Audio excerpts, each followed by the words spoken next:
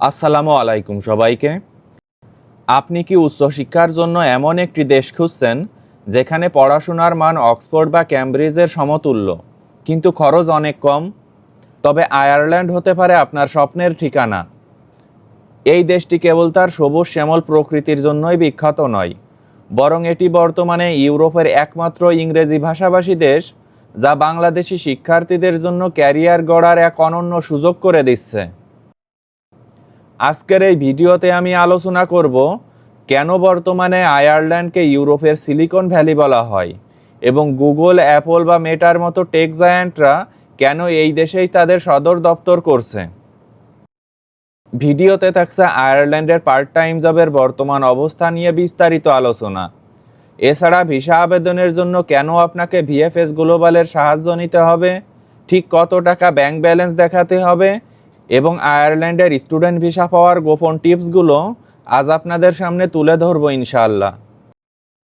আপনি যদি কোনো এজেন্সি ছাড়াই নিজেই ফাইল প্রসেস করতে চান, তবে আজকের এই ভিডিওটি আপনার জন্য একটি কমপ্লিট সলিউশন হতে যাচ্ছে। তো মূল আলোচনা শুরু করি।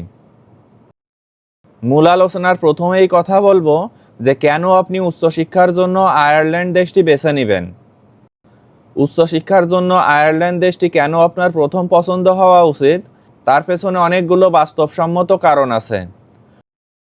প্রথমত, এই দেশটি ইউরোপের অন্যতম বর্ধনশীল অর্থনীতি এবং গ্লোবাল আইটি ও ফার্মাসিউটিক্যাল হাব হিসাবে পরিচিত। দ্বিতীয়ত, এখানকার ইউনিভার্সিটিগুলো বিশ্ব র্যাঙ্কিংয়ে প্রথম সারিতে অবস্থান করে। বর্তমান তথ্য অনুযায়ী আয়ারল্যান্ড সরকার দক্ষ জনবলের অভাব মেটাতে বিদেশি শিক্ষার্থীদের জন্য ভিসা পরবর্তী ওয়ার্ক পারমিট আরও সহজ করছে। এই দেশটি একটি অত্যন্ত নিরাপদ এবং বন্ধুসুলভ দেশ, যেখানে অপরাধের হার নগণ্য এবং এখানকার মানুষ বিদেশিদের খুব উষ্ণভাবে গ্রহণ করে। এখানকার শিক্ষার মাধ্যম সম্পূর্ণ ইংরেজি হওয়ায় বাংলাদেশি শিক্ষার্থীদের জন্য ভাষাগত কোনো জটিলতা থাকে না, যা জার্মানি বা ফ্রান্সের মতো দেশগুলোতে ফেস করতে হয়। পড়াশোনা শেষে মাস্টার্স শিক্ষার্থীদের জন্য 2 বছরের এবং ব্যাচেলর্সের জন্য 1 বছরের জব সার্চ ভিসা দেওয়া হয়, যা ইউরোপে স্থায়ী হওয়ার একটি বড় সুযোগ। আয়ারল্যান্ড যদিও সেনজেন জোনের অন্তর্ভুক্ত নয়, তবে এখানকার ভিসা দিয়ে আপনি ইউরোপের অন্যান্য দেশ ভ্রমণে বিশেষ সুবিধা পেতে পারেন। বর্তমানে বাংলাদেশি শিক্ষার্থীদের জন্য আয়ারল্যান্ডের ভিসা সাকসেস রেট অনেক বেড়েছে, কারণ তারা এখন দক্ষিণ এশিয়ার স্টুডেন্টের উপর বেশি গুরুত্ব দিচ্ছে। যারা একটি গ্লোবাল ডিগ্রি এবং নিরাপদ একটি ইউরোপীয় ক্যারিয়ার চান, তাদের জন্য আয়ারল্যান্ড এখন সবথেকে স্মার্ট চয়েস। আয়ারল্যান্ডে ইউনিভার্সিটির টিউশন ফির সঠিক হিসেব নিয়ে এখন আপনাদের সঙ্গে আলোচনা করি। আয়ারল্যান্ডের ইউনিভার্সিটিগুলোতে টিউশন ফি কাঠামো নির্ভর করে আপনি কোন সাবজেক্টে এবং কোন লেভেলে পড়তে যাচ্ছেন তার উপর।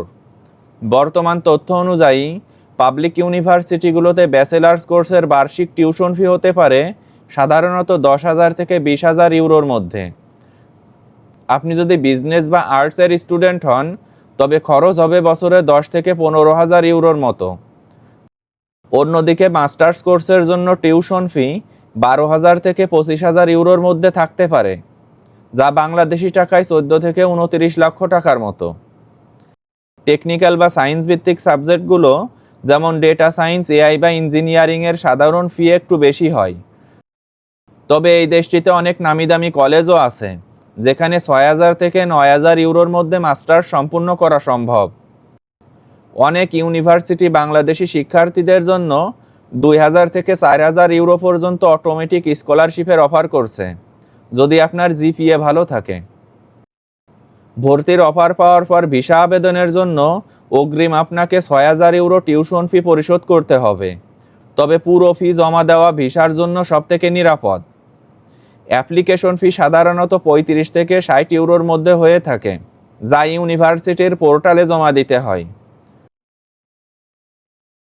আয়ারল্যান্ডে একজন স্টুডেন্টের জীবনযাত্রার ব্যয় বা লিভিং কস্ট নিয়ে এখন আপনাদের সঙ্গে আলোচনা করি। আয়ারল্যান্ডে থাকার খরচ বা লিভিং কস্ট বর্তমানে কিছুটা ব্যয়বহুল হলেও সঠিক প্ল্যানিংয়ের মাধ্যমে তা নিয়ন্ত্রণ রাখা সম্ভব।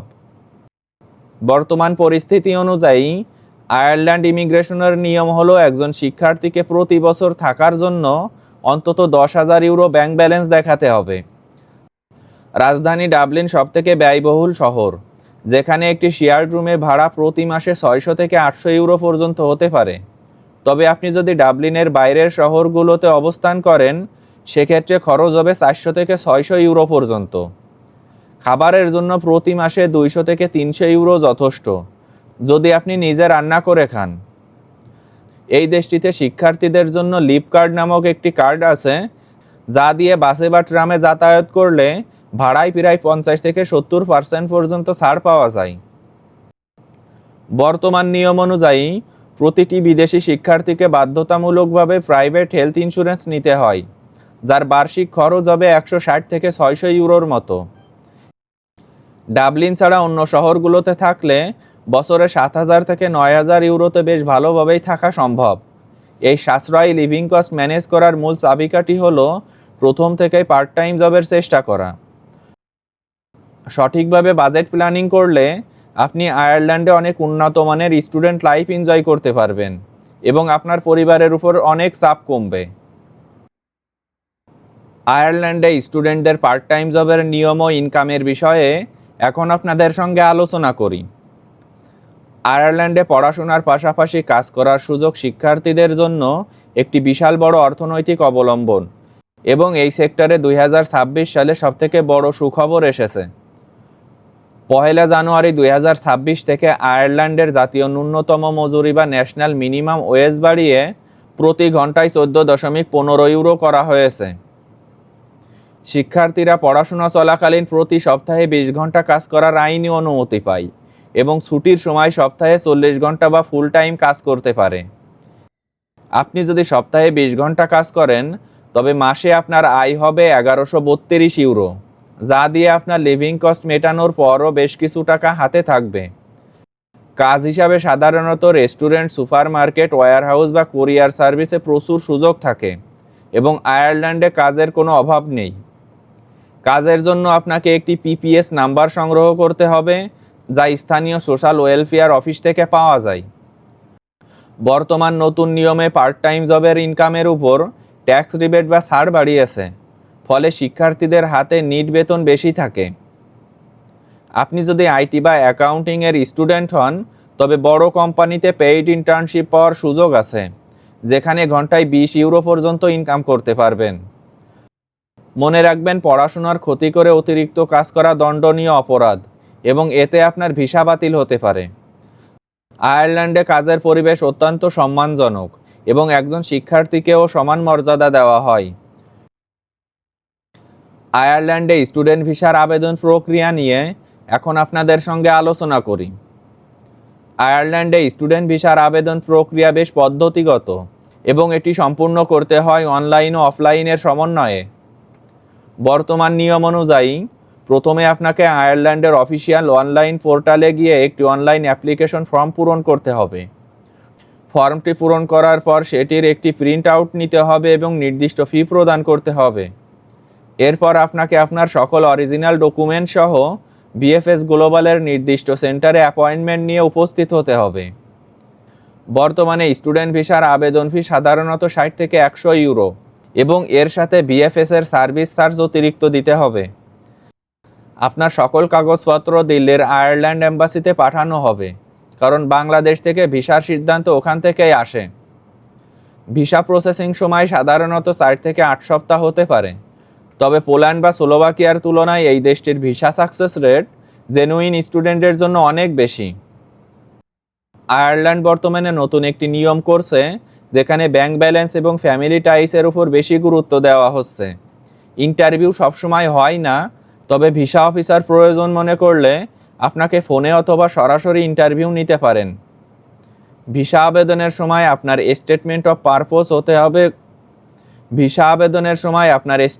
পারপোজ হতে হবে অত্যন্ত শক্তিশালী, যেখানে আপনার দেশে ফিরে আসার নিশ্চয়তা থাকবে। ভিসা হয়ে যাওয়ার পর আপনাকে 3 মাসের একটি স্টিকার ভিসা দেওয়া হবে, যা দিয়ে আয়ারল্যান্ডে প্রবেশ করতে হবে। আয়ারল্যান্ডের স্টুডেন্ট ভিসা আবেদনের প্রয়োজনীয় ডকুমেন্টস নিয়ে এখন আপনাদের সঙ্গে আলোচনা করি।